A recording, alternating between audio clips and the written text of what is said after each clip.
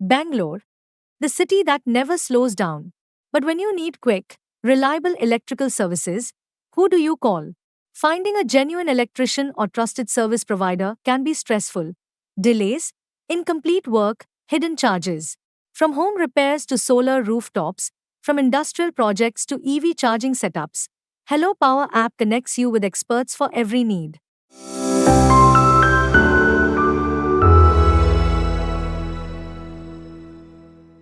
ಲೋಹಿತ್ ಅವರೇ, ಮತದಾರರನ್ನು ಹಣ ಕೊಟ್ಟು ಖರೀದಿ ಮಾಡಿ ಅಧಿಕಾರ ಸ್ವೀಕರಿಸಿದ್ದೀರಾ ಹಾಗಾದರೆ? ಅದು ಆ ರೀತಿ ಆರೋಪ ವಿರೋಧ ಪಕ್ಷ ಹತಾಶರಾಗಿ ಹೇಳ್ತಾರೆ. ಒಂದು ಈಗ ಸಾಕಷ್ಟು ಚರ್ಚೆ ಆದ ಸಂದರ್ಭದಲ್ಲಿ SIR ಬಗ್ಗೆ ಚರ್ಚೆ ಆಯಿತು. ಅಂದರೆ ಏನು 65 ಲಕ್ಷ ಮತದಾರರನ್ನು ಪಟ್ಟಿಯಿಂದ ತೆಗೆದಿದ್ದಾರೆ ಅನಧಿಕೃತವಾಗಿ ಅಂತ ಹೇಳಿ. ಈಗ ಜೊತೆಯಲ್ಲಿ ಚರ್ಚೆ ಆದಂಥದ್ದು ಬಿಹಾರದಿಂದ ವಲಸೆ ಕಾರ್ಮಿಕರು ದಕ್ಷಿಣ ಭಾರತದ ರಾಜ್ಯಗಳ ವಿಶೇಷ ಕರ್ನಾಟಕನೂ ಬರ್ತಾರೆ ಅಂತೇಳಿ. ಸೊ ಅಲ್ಲಿ ಚುನಾವಣಾ ಆಯೋಗ ಅದೊಂದು ಇಂಡಿಪೆಂಡೆಂಟ್ ಒಂದು ಸಂಸ್ಥೆ,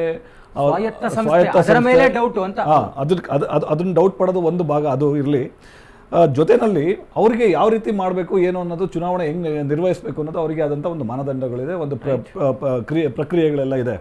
ಆ ನಿಟ್ಟಿನಲ್ಲಿ 65 ಲಕ್ಷ, ಅದರಲ್ಲಿ ಅತಿ ಹೆಚ್ಚಾಗಿ ಏನೋ ಅಕ್ರಮ ಬಾಂಗ್ಲಾದೇಶಿ ವಲಸಿಗರು ಮುಸಲ್ಮಾನರು ಏನೋ ಅಲ್ಲಿ ಚುನಾವಣೆಗೆ ಅಂತಲೇ ಈ ರೀತಿ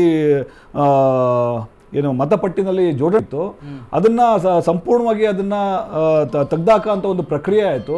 ಜೊತೆಯಲ್ಲಿ ಈ ವಲಸೆ ಕಾರ್ಮಿಕರು ಏನು ಅಲ್ಲಿ ಸಾಕಷ್ಟು ವರ್ಷದಿಂದ ನೆಲೆಸಿಲ್ದಿರೋಂಥವ್ರನ್ನ ಸಹ ತೆಗಿಯೋಂಥದ್ದಾಯಿತು.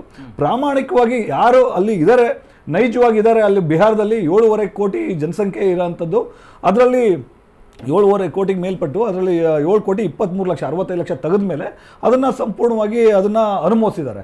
ಅನುಮೋದಿಸಿರೋದು ಎಲ್ಲ ಚುನಾವಣೆಗಿಂತ 6 ತಿಂಗಳು ಮುಂಚೆನೇ ಸಹ ಕೊಟ್ಟಿರೋಂಥದ್ದು. ಮತದಾರರು ಎಲ್ಲ ರಾಜಕೀಯ ಪಕ್ಷಕ್ಕೂ ಸಹ 6 ತಿಂಗಳು ಮುಂಚೆ ಕೊಡ್ತಾರೆ. ಅದರಲ್ಲಿ ಏನಾದರೂ ವ್ಯತ್ಯಾಸ ಆಯಿತು ಅಂತಂದರೆ ಅವರು ಚುನಾವಣಾ ಆಯೋಗಕ್ಕೆ ಪ್ರಶ್ನೆ ಮಾಡ್ಬೋದು. ಅದಕ್ಕೆ ಆದಂಥ ಸಾಕಷ್ಟು ಕಾನೂನಾತ್ಮಕವಾದಂಥ ಒಂದು ವ್ಯವಸ್ಥೆ ಇದ್ದೇ ಇದೆ, ಆಯಿತಾ? ಅದು ಒಂದು ಭಾಗ. ಸೊ ಅದರಲ್ಲಿ 65 ಲಕ್ಷ ತೆಗೆಯೋದ ಅಥವಾ 1 ಕೋಟಿ ತೆಗಿಯೋಕ್ಕೆ ಅವಕಾಶ ಇದ್ದರೆ ತೆಗಿಲಿ ಬಿಡಿ, ನೈಜವಾದವರಿಗೆ ಅವಕಾಶ ಸಿಗಲಿ. ಅವಕಾಶ ಇಲ್ಲದಂಥವ್ರಿಗೆ ಅಕ್ರಮ ಮತದಾರರಿಗೆ ಯಾಕೆ ಕೊಡಬೇಕು? ಅದು ಎಷ್ಟು ಬಾಂಗ್ಲಾದೇಶಿ ವಲಸಿಗರದ್ದು ಸಮಸ್ಯೆ ಇದೆ ಗೊತ್ತಾ? ಅಲ್ಲಿ ಅಕ್ರಮ ಬಾಂಗ್ಲಾದೇಶಿ ಮುಸಲ್ಮಾನರು ಅಲ್ಲೇ ವಲಸಿ ಇವತ್ತು ಅಲ್ಲಿನ ಒಂದು ನಮ್ಮ ನೆಲಮೂದ ಒಂದು ಸಂಸ್ಕೃತಿ ಆಗಿರ್ಬೋದು ಅಥವಾ ಅಲ್ಲಿನ ಒಂದು ನಮ್ಮ ಹಕ್ಕಿಗೆ ಅದು ಚ್ಯುತಿ ಬರ್ತಾ ಇದೆ ಅಲ್ಲಿ ಒಂದು ಆಯಿತು. ಅದ್ರ ಜೊತೆನಲ್ಲಿ ಏನು ಈಗ ಒಂದು ವಿಶೇಷವಾಗಿ ಸ್ವತಂತ್ರ ಭಾರತದಲ್ಲಿ this is the first time in the history reelection ಆಗಿಲ್ಲ ಯಾವುದೇ ಕ್ಷೇತ್ರನೂ ಸಹ. ಇದು ಚುನಾವಣಾ ಆಯೋಗಕ್ಕೆ ಸಲ್ಲಬೇಕಾದಂಥ ಒಂದು ಗೌರವ. ಅದು ನಿಜವಾಗ್ಲೂ ನಾವೆಲ್ಲ ಪ್ರಶಂಸೆ ವ್ಯಕ್ತಪಡಿಸಬೇಕಾಗತ್ತೆ. ಯಾವ ಚುನಾವಣೆ ಸಹ ಯಾವ ಬೂತ್ನೂ ಸಹ ರೀಎಲೆಕ್ಷನ್ ಇದುವರೆಗೂ ಸಹ ಇಲ್ಲಿ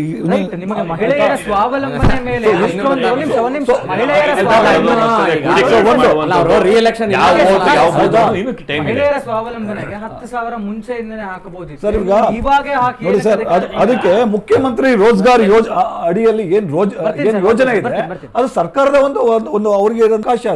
ಅದು ಏನೋ ಅಲ್ಲಿ ಮಹಿಳೆಯರಿಗೆ ಒಂದು ಸ್ವಾವಲಂಬಿ ಬದುಕು ಕಟ್ಕೊಳ್ಳೋದಕ್ಕೆ 10,000 ರೂಪಾಯಿ ಕೊಡ್ಬೇಕಾ ಅಂತ ಒಂದು ಯೋಜನೆ ರೂಪಿಸಾದ್ಮೇಲೆ ಇಲ್ಲೂ ಸಹ ಸಾಕಷ್ಟು ಯೋಜನೆ ರೂಪಿಸ್ತಾರಪ್ಪ. ಯಾಕೆ ಕೊಟ್ರಿ ಅಂತ ಏನು ಕೊಟ್ರಿ ಅಂತ ಹೇಳಿದ್ರೆ ಈಗ 2,000 ಗ್ಯಾರಂಟಿ ಭಾಗದಲ್ಲಿ ಚುನಾವಣೆಗೆ ಪ್ರಣಾಳಿಕೆಯಲ್ಲಿ ಘೋಷಣೆ ಮಾಡಿದ್ರು. ಅದಾದ್ಮೇಲೆ ಸಹ ಬೇರೆ ಬೇರೆ ವಿವಿಧ ಯೋಜನೆಗಳು ಆ ಸರ್ಕಾರಕ್ಕೆ ಇರೋಂಥ ಅವಕಾಶಗಳು, ಅವರು ಒಂದು ಕಾರ್ಯಕ್ರಮ ಯೋಜನೆಗಳು ಕೊಡೋ ಅಂಥದ್ದು ಒಂದು ಅವರಿಗೆ ಇರೋಂಥ ಒಂದು ಅವಕಾಶ, ಅದು ಆಡಳಿತ ನಡೆಸೋಂಥ ಒಂದು ಸರ್ಕಾರಕ್ಕೆ ಇರೋಂಥ ಅವಕಾಶ.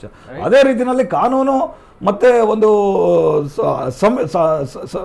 ಏನೋ ಒಂದು ಆಡಳಿತ ಒಂದು ವ್ಯವಸ್ಥೆಯಲ್ಲಿ ಅವರು ಮಾಡ್ಕೊಂಡಿದ್ದಾರೆ. 1.5 ಕೋಟಿ ಮಹಿಳೆಯರಿಗೆ 10,000 ಕೊಡ್ತೀವಿ ಅಂತ ಹೇಳಿದ್ದಾರೆ. ಅದರಲ್ಲಿ 75 ಲಕ್ಷ ಜನಸಂಖ್ಯೆಗೆ ಆಲ್ರೆಡಿ 10,000 ಕೊಟ್ಟಿದ್ದಾರೆ. ಆಮೇಲೆ ಆ ಸರ್ಕಾರದ ಮೇಲೆ ಅವ್ರಿಗೆ ಇದ್ದಂಥ ನಂಬಿಕೆ ಆ ಮಹಿಳೆಯರಿಗೆ ಒಂದು ಹೆಚ್ಚಿನ ರೀತಿ ಬಲವಾಗಿ ಸೃಷ್ಟಿಯಾಗಿದೆ. ಮತ್ತೆ ಇಲ್ಲ ತಪ್ಪೇ ಇಲ್ಲ ಸರ್. ಈಗ ಸರ್ PM ಕಿಸಾನ್ ಅಲ್ಲಿ 73.88 ಲಕ್ಷ ರೈತರಿಗೆ ಇವತ್ತು ನಾವು 6,000 ರೂಪಾಯಿ ದುಡ್ಡು ಹಾಕಿದ್ದೀವಿ ಅಲ್ಲಿ ಕೇಂದ್ರ ಸರ್ಕಾರದಿಂದ. ಮತ್ತೆ ಹಲವಾರು ಯೋಜನೆಗಳಿದೆ, ಆಯ್ತಾ? 1.57 ಕೋಟಿ ಜನಸಂಖ್ಯೆಗೆ ಜಲ್ ಜೀವನ್ ಮಿಷನ್ ಮೂಲಕ ನಾವು ಕುಡಿಯೋ ನೀರಿನ ವ್ಯವಸ್ಥೆ, ಆಯ್ತಾ? ಅಲ್ಲ, ಇದೇ ರೀತಿ ಅಪಪ್ರಚಾರ ಮಾಡ್ಕೊಂಡು ಬನ್ನಿ. ಇವತ್ತು ದರ್ಭಂಗ, ಇವತ್ತು ರೈಲ್ವೆ ತಗೊಳ್ಳಿ ಸರ್. ಇವತ್ತು ಬಿಹಾರ ರಾಜ್ಯದ ಒಂದು ಬಡತನದ ಬಗ್ಗೆ ನಾವೆಲ್ಲ ಚರ್ಚೆ ಮಾಡಿದ್ವಲ್ಲ, ಇದಕ್ಕೆ ಮೂಲ ಕಾರಣಕರ್ತರು ಯಾರು? ಸುದೀರ್ಘವಾಗಿ 60-70 ವರ್ಷ ಏನು ಕೇಂದ್ರ ಸರ್ಕಾರದಲ್ಲಿ ಆಳದಂತ ಕಾಂಗ್ರೆಸ್, ಆಮೇಲೆ RJD ಏನು ಲಾಲು ಪ್ರಸಾದ್ ಯಾದವ್ ಅವರ ಒಂದು ಗೂಂಡಾ ರಾಜ್ಯ ಆಗಿತ್ತು, ಅದರ ಪ್ರತಿಫಲವಾಗಿ ಇನ್ನೂ ಸಹ ನಾವು ನಮ್ಮ 20 ವರ್ಷ ನಿತೀಶ್ ಅವರು ಇದಾರಲ್ಲ, 20 ವರ್ಷ ಏನು ಕಮ್ಮಿ ಟೈಮ್ ಈಗ ನೋಡಿ, ರೈಲ್ವೇಸ್ ಅಲ್ಲಿ ಆಗಿರ್ಬೋದು, ಏಮ್ಸ್ ಆಗಿರ್ಬೋದು, ಹಲವಾರು ಕೊಡುಗೆಗಳು ನಾನು ಆಗ್ಲೇ ಹೇಳ್ದಂಗೆ 9.23 ಲಕ್ಷ ಕೋಟಿಗಳಷ್ಟು ಕಳೆದ 11 ವರ್ಷದಿಂದ ನಾವು ಅನುದಾನ ಕೊಟ್ಟಿದ್ದೀವಿ.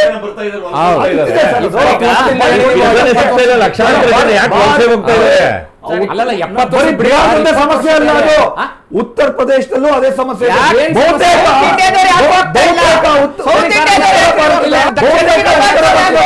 ಇದೇ ರೀತಿ ಸಮಸ್ಯೆ ಅದು. ದಕ್ಷಿಣ ಭಾರತದಲ್ಲಿ ಸಂಪನ್ಮೂಲ ಚೆನ್ನಾಗಿದೆ ದಕ್ಷಿಣ ಭಾರತದಲ್ಲಿ.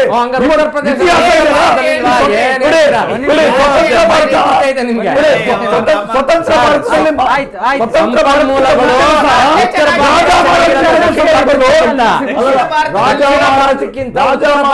ಸಂಪನ್ಮೂಲಗಳು ಚೆನ್ನಾಗಿದೆ.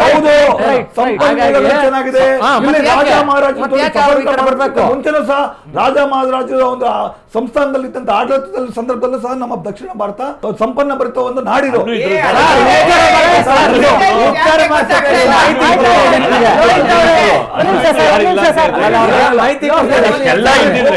ಭೌಗೋಳಿಕವಾಗಿ ಯೋಚನೆ ಮಾಡಿ, ಈಗ ನಿಮ್ ಕೈಗೆ ಅಧಿಕಾರ ಸಿಕ್ಕಿದೆ, ಸಂಪನ್ಮೂಲನು ಜಾಸ್ತಿ ಮಾಡಿ, ಜನಗಳನ್ನ ಅಲ್ಲೇ ಉಳಿಸ್ಕೊಳ್ಳಿ, ಅಲ್ಲೇ ಉದ್ಯೋಗ ಮಾಡಿ.